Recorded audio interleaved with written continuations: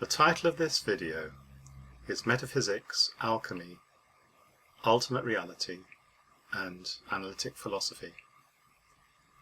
And this is already my 6th or 7th attempt to start this. All the others ended after about 30 seconds. So first thing I've got to do is slow down and gather my thoughts. Probably this is going to be the first of a series of videos because there's so much to say. That's really the problem. I've got too much to say. And I actually woke up this morning with my head boiling with ideas.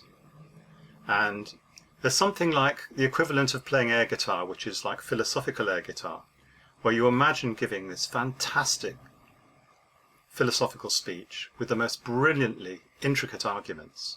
And you can hear it in your head.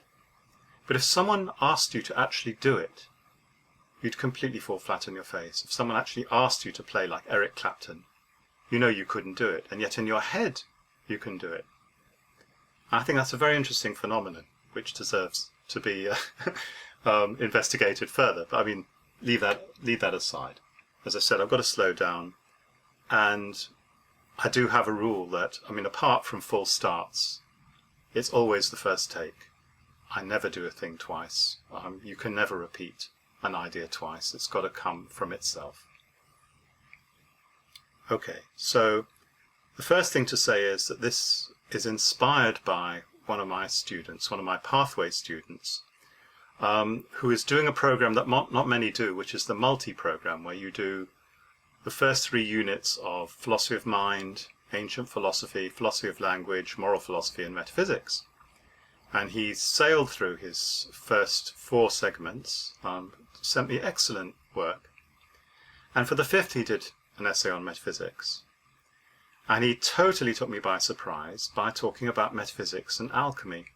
And he mentioned a book, which I can't remember the name of now, I haven't seen. But he must have seen my short piece in Glasshouse Philosopher called My Philosophical Life, where I talked about my former interest as a young teenager in the subject of chemistry. And you'll have to read that to get the whole gist of it. But basically, why would someone who is interested in chemistry switch to philosophy and metaphysics in particular? Why would they go in that direction? And it was because my interest in chemistry was never really scientific. It was more like magical. It was more about trying to find the ultimate components of reality and how they fitted together. And it was also about creativity, the idea that you can mix 2 relatively innocuous chemicals and get something absolutely different from the stuff you mix together, which is as close to magic as you can think of. And alchemy, the medieval discipline of alchemy, developed out of theories that go back to the very beginning of philosophy, the pre-Socratic philosophers. And it was that motivation, the idea that, as my student Sean said, there's some 5th element or principle apart from the 4 elements of air, fire, water and earth that explains why everything comes together, which explains why there is a cosmos, that is to say, an ordered system of reality and not just chaos. Those are Greek terms which were used by the ancient philosophers, in particular the pre-Socratic philosophers. And that was the biggest question, how cosmos comes from chaos. Well, in pre-Socratic philosophy there are lots of very interesting debates and arguments. But the most interesting from our point of view is the debate between the philosophers who believed that there had to be some kind of teleological principle, some explanation of why things form together in a purposeful way, and the atomists, who basically stood alone and said, no, no, no, no. All you need is stuff, atoms, and movement. Just start with random perpetual movement and everything else follows. And it's the atomists who won the argument in modern science. I mean, modern science doesn't believe in atoms in the way that the atomists conceive them. And in particular, the atomists had a quite metaphysical conception of what an atom is. Modern natural science investigates reality, looks for particles, tries to break them down, tries to see what they're made of. Are there smaller particles? The Higgs boson. All these things are substances with powers. And these powers are purely non-teleological, not purposeful. They are just forces that enable them to interact with other particles. And that's all the universe is. It has no purpose. And I am not anyway interested in the debate between so-called creation science and evolution. The argument against creation science is so strong. It's so nutty, basically, to suppose that you've got a science just simply by rejecting the claims of some other science. To do science, you actually have to do research, real research. And there's nothing corresponding to real research in creation science. But anyway, that's beside the point. The real point is that the reason for being interested in metaphysics, as I would explain it, is that science doesn't tell the whole story. But it doesn't not tell the whole story because it leaves out purpose. That's just crass. It doesn't tell the whole story because it's only concerned to explain our experience. And there's a fact, or there's a question about why there's any experience at all. Well, not even why, because that's, again, bringing in purpose. There's a question about what is it for there to be a world rather than no world? A question behind science. And it's very difficult to see exactly what that question is. As I've said in other places, the idea that there's some creator who made it is not a deep idea. It's not an interesting idea. It's crass. I'm looking for something deeper than that. I'm looking for something more than just some family story. Some story about why we're here, and which explains our purpose, which, if we did know the story, would reduce life to just like a meaningless play, where everyone's expected to play their part. No. So I don't know what it is. But the fact that the pre-Socratic philosophers speculated in the way that they did, which gave rise to the science or pseudo-science of alchemy, is a clue. It's a clue because it provides one rather naive conception of what ultimate reality might be like. The idea is that after you've taken a complete inventory of everything in the universe,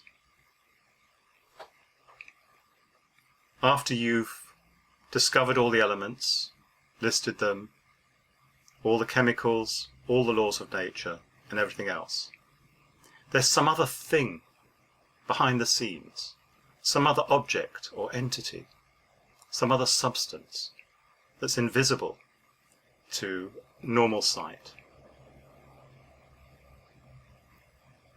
It's a very strong temptation, and even modern analytic philosophers are not immune to it. And an example of this would be Thomas Nagel in his wonderful book, The View from Nowhere, where at one point where he's discussing the really difficult problem of mind-body interaction, he says in a footnote that this is probably pre-Socratic flailing about, but he thinks that there has to be some kind of third substance or third entity in between the material and the mental that somehow mediates between the two. And I think there was a later article that he wrote called The Mental Physical Nexus. But it was pre-Socratic because the first thing that you reach out for when you're trying to come up with some ultimate explanation. And the mind-body problem is a problem of metaphysics. It is a problem of ultimate explanation, not just a problem for, I won't say the philosophy of mind, but the sort of area where philosophers are simply analysing mental phenomena. It's beyond that. It's possible to defend dualism a long way against all the usual objections. And yet dualism itself seems to be an incoherent philosophy.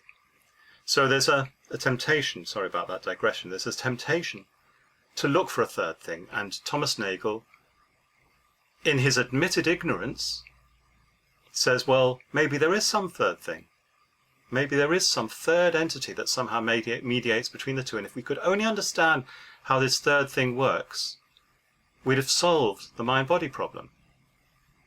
And then you have people like Colin McGinn, who basically almost seem to be taking Nagel's point and saying that mind-body problem is insoluble because we don't have the brains to conceptualize this connection, this thing. So that's about the idea that metaphysics is to do with things. It's to do with something beyond the world that we know. And in my letter to Sean, I thanked him profusely for the prompt that he'd given me. I mentioned 5 philosophers, and I'm going to talk about them in this talk. Or possibly, if this goes on too long, there may be another talk and one after that, I don't know. But the first philosopher on the list is Kant. And Kant is important to me because, well, he says that he was inspired by Hume to try to look for an explanation of why our notion of a cause has some kind of a priori element to it. But I think Kant's real inspiration is Berkeley. It's Berkeley because Kant takes it as absolutely not needing an argument that there's got to be something beyond the world of appearance.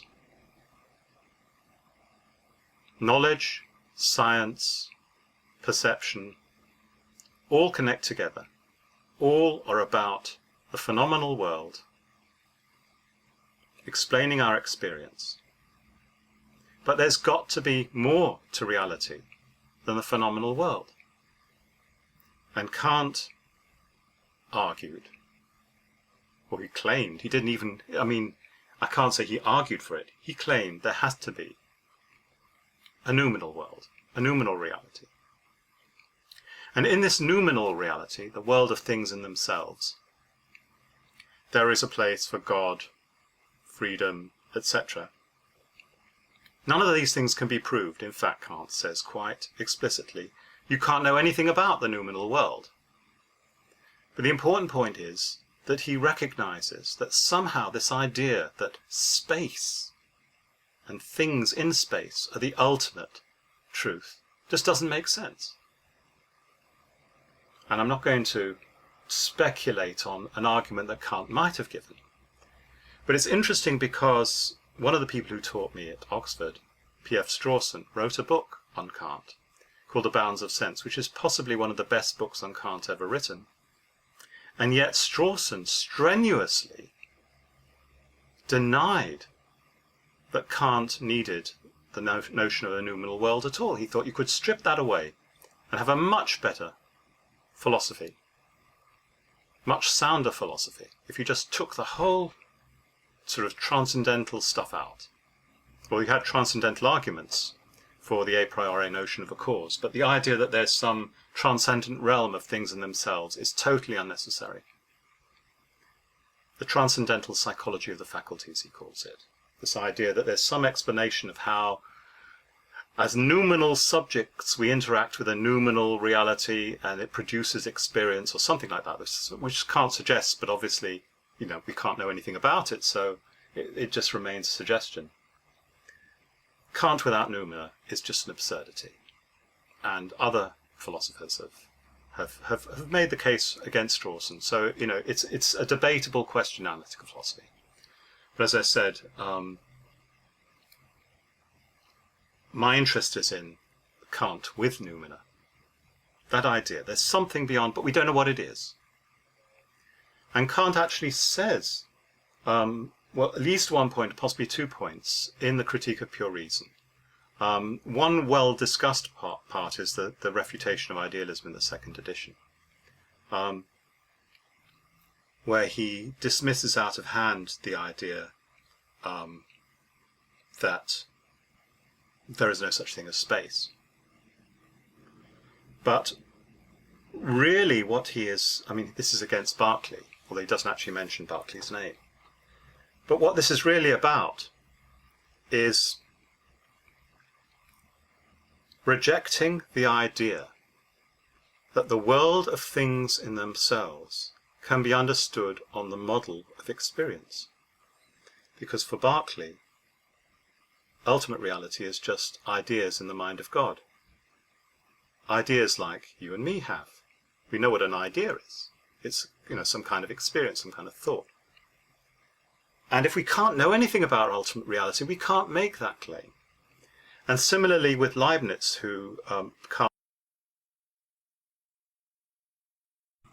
apologies for the break there, the camera ran out of memory card.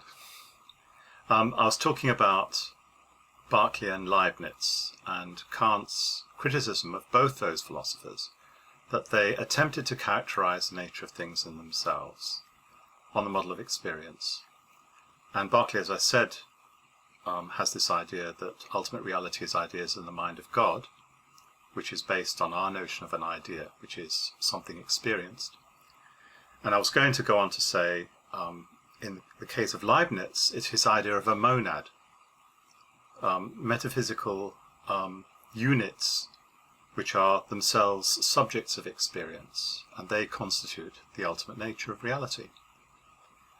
And Kant's criticism, if you're interested, is in a section called the Amphiboly of the Concepts of Pure Reflection. In the case of Berkeley, as I said, Kant simply sweeps the idea away, the idea that there's no such thing as space, all there is experience. Instead, he goes after Descartes, and the idea that you can't prove an external reality. So in the refutation of idealism, what Kant does is simply say experience must take the form of objects in space. And in a way that proves an external world, but it simply proves that we have to have a concept of space. But Kant is also quite clear that ultimate reality can't be in space. Space is just a form of perception. So Kant is the first of my 5 philosophers, because he has this idea of the ultimate. And, as I said, it's conceived of on the model of something, some entity, some pre-Socratic thing, ultimately, that we know nothing about. And my next philosopher, Schopenhauer, who was possibly the greatest student of Kant, fastens on this. He says if it's unknowable, then we can't even talk about it. We can't talk about things in the plural, because it's not an entity, it doesn't have an identity. We can't use the concept noumenal, because that implies something to do with the mind. I mean, it's originally derived from Plato. Whatever is in ultimate reality cannot have anything to do with anything that we are able to conceive. And yet, and this is really the key thing that Schopenhauer adds to the argument, there is something that I know, looking into my own self, about ultimate reality, something I know about ultimate reality. And I know this through the act of willing, through the act of actually performing an action. Schopenhauer thinks this is a clue to what ultimate reality is. It's something like a power or a force, a blind force, he calls it will. Not purposeful,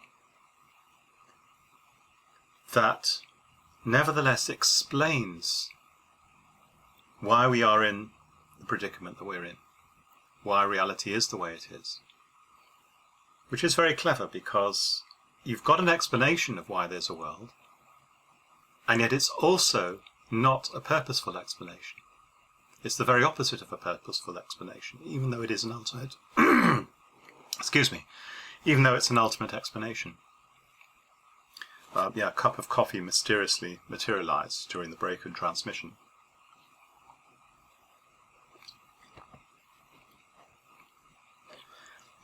And I do think, I'm not sure about agency or the will, but I am sure about the self.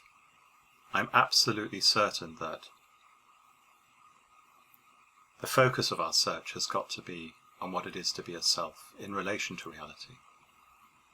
That's what I see as Schopenhauer's contribution. And Schopenhauer's great rival, this is a joke really. I mean, he was a pretty obscure philosopher in himself, and he gave a course of lectures deliberately at the same time as Hegel, the great Hegel, offered a course of lectures. You can guess that very few people attended Schopenhauer's lectures. So, he wasn't too pleased with Hegel, let's just say. At the time, Hegel was the great philosopher. Hegel was the one who comes up with the great advance on Kant.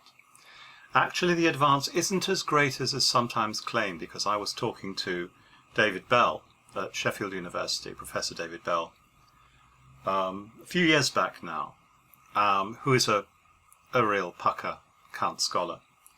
And he says that in Kant's later writings,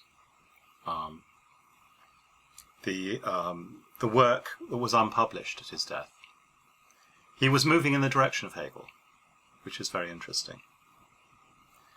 But what Hegel puts in, Hegel has a very strong criticism of Kant's idea of an ultimate reality that's unknowable. And there's an absolutely brilliant section of the phenomenology of mind, sometimes called the phenomenology of spirit. And the section is called the inverted world, which has given rise to much puzzlement amongst scholars. And I am the last person to offer an authoritative reading of Hegel's inverted world. It's almost like an academic parlour game trying to come up with some plausible explanation of what Hegel is saying. But I think what Hegel is saying is simply this. If you think that ultimate reality is some kind of a thing, and you add the assumption that it's unknowable, you're saying that it's some kind of a thing, but it's completely different from anything that we know. Well then, let's just be opposite. Let everything in ultimate reality be the opposite of what it is in this world. What would that explain? Absolutely nothing. You've just simply, what's black in this world is white in the other world. What's up is down, etc. This is just, Hegel is speaking just metaphorically. Right? We can invent anything we like as a description of this ultimate reality, and all we've done is simply duplicate the world we know. To use a concept that comes from Wittgenstein's Tractatus, whatever exists in ultimate reality, if it's something thing-like, has got to have the same logical multiplicity as this world. The two have got to be in some kind of isomorphic relationship. And you get this in the idea of the matrix. If, as some have speculated, this universe could be something that exists in the circuits of some galactic supercomputer, so that we're all in the matrix, well then, everything that exists, and this video, and the camera, and me, and everything else, this room, Sheffield, they all have representations in the program. They're all objects in the program. The logical multiplicity has to be preserved. And that's not ultimate at all. That's just more of the same. If the whole universe, this is what I said to Sean, if the whole universe is in a crystal bauble on an alien keyring, and its keyrings all the way up or keyrings all the way down, as in Men in Black, movie Men in Black, you haven't gone in any direction towards the ultimate. You've simply said you've just got more of the same. So that's really, the whole idea of a noumenal world, the only thing that it's got going for it is the fact that there's God there. which brings back purpose. And as I already said, I find the idea that the ultimate explanation has something to do with purpose to be completely crass. But what Hegel puts in to discussion is the idea of dialectic. And I remember for years and years thinking that dialectic was the ultimate concept. It was the most important thing in philosophy. Which of course it goes back to Plato. Plato's conception of philosophy was dialectical in that you necessarily had some kind of an argument, different views being presented. I mean, the procedure in a court of law is dialectical, but for Hegel, it's not just a method, it is the actual form and structure of the truth itself. The truth is not a fact. It's not something you come to learn, some ultimate fact that you come to learn, like a Platonic form or some ultimate substance. It is the actual structure of the argument itself.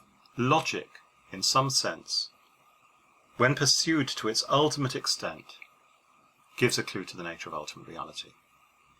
And this is what Hegel does. There's a modern philosopher who is not very well known, but he is important in his own right, called Leslie Armour, who wrote a book called Logic and Reality, who basically tries to redo what Hegel attempted in his Logic. Where basically you go through all the possible systems of metaphysics through a process of analogous to Hegelian sublation or negation. The idea that you form a conception of ultimate reality, you see its shortcomings, you replace it with another conception, you see its shortcomings, and so on. And you basically end up with a whole catalogue of all the possible theories of metaphysics. And again, that's not a million miles away from something that a British philosopher called Stephan Kerner has done in his idea of categorical frameworks. The idea that there are various possible ways of conceiving of reality, ultimate reality. So it's about logic, it's about dialectical logic. And I think there's an important clue there. But I don't know how to develop that.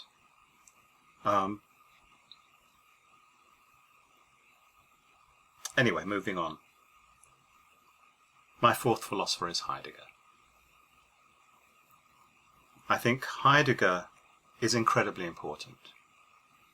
And I brush aside, the usual things that are said about his connection with the Nazis and everything else.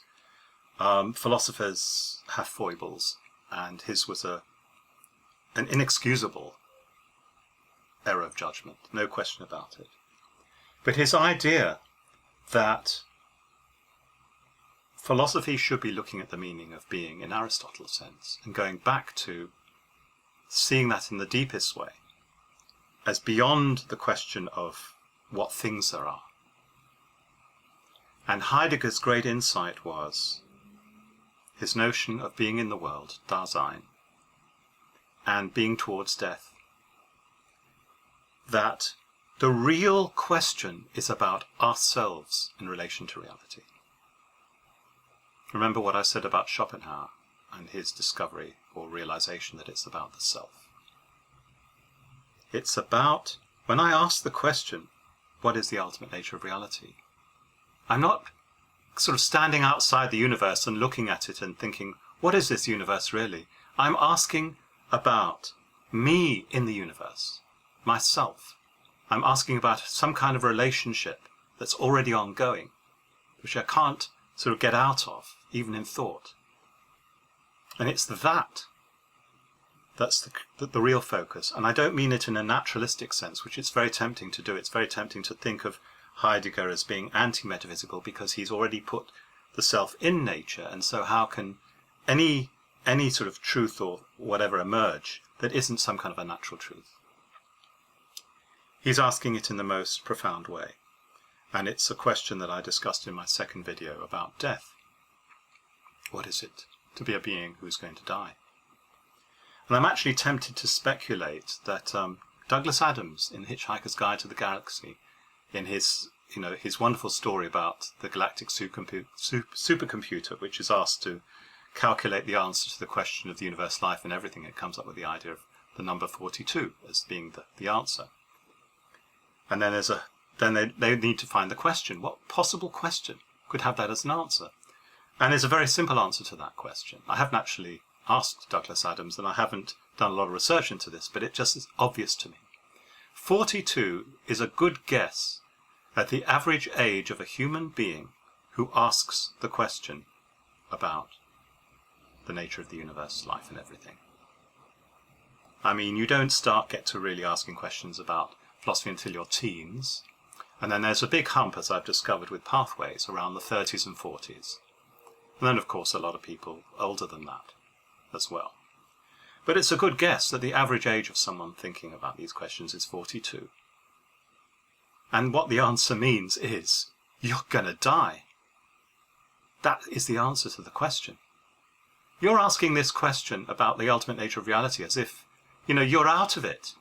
You're standing outside of it. You're there. You can't get away from this fact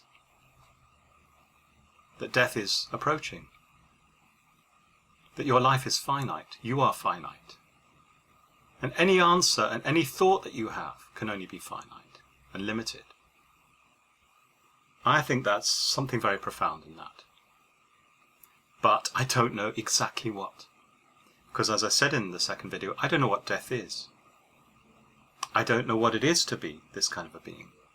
But I totally accept Heidegger's insight that it is about being in the world. That's the ballpark. That's where the question is at. I just don't know. I don't agree. I don't accept that.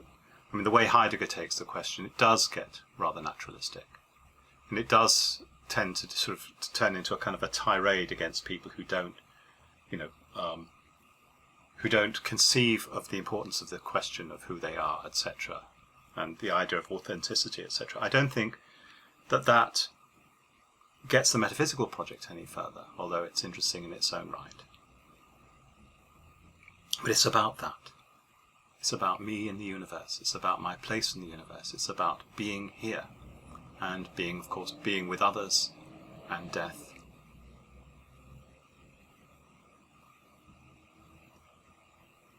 And then the fifth philosopher, where dialectic really, I guess, when I thought of dialectic, it was as much with this fifth philosopher, and this was Wittgenstein, the later Wittgenstein, who claimed that all of our philosophical perplexities arise from misunderstanding. That we misunderstand the grammar of our own language, and we invent a whole load of problems, which aren't really problems at all, once you see the errors that we've made. Once you understand the grammar, you're able to stop doing philosophy, whenever you want to, he says.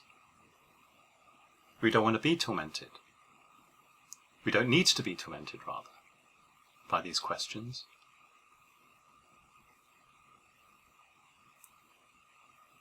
And I think there's something in that.